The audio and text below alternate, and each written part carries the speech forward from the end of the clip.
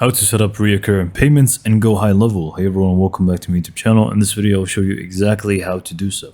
But first, if you want to get a 30-day free trial for Go High Level instead of the default 14 and also some more bonuses, you can just click on the description down below and follow along the video. So let's just go and get back to the video. So first, just log into your Go High Level account, go to your sub account and simply click on the payments tab here. Now from here, you simply just want to go ahead and click on products and create a new product. So let's say we want to have a membership subscription, a monthly one, for example. So we are just going to go ahead and do that in this example. So I'm just going to go ahead and name it just that.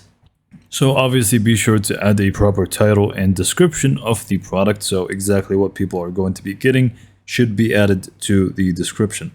Next up, scroll down, add whatever you need here when it comes to collection, product, tax code, and so on. And then what I'm going to do is just scroll down until we find the actual pricing point. So you can even add media if you want. But if we go to pricing here, we have the type of price. So by default, it's going to be one-time payment. But you can just go in and click on this and make it reoccurring. And now you can just go in and add the amount. So we can just do, for example, $20.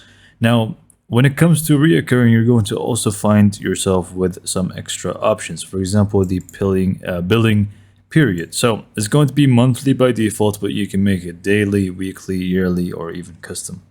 So I'm just going to keep it as monthly. And you can even add a trial period if you want to, and also the number of payments, setup fees, and a lot more here that you can actually add if you want to. But now you can basically just keep the reoccurring and the amount and the billing period.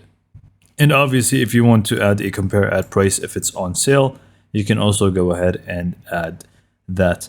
The rest here is going to be pretty much, your default product adding stuff. So just go in and save this up. And now you can just go in and add it to your funnel, and you're going to have a reoccurring payment option or subscription, whatever you want to call it.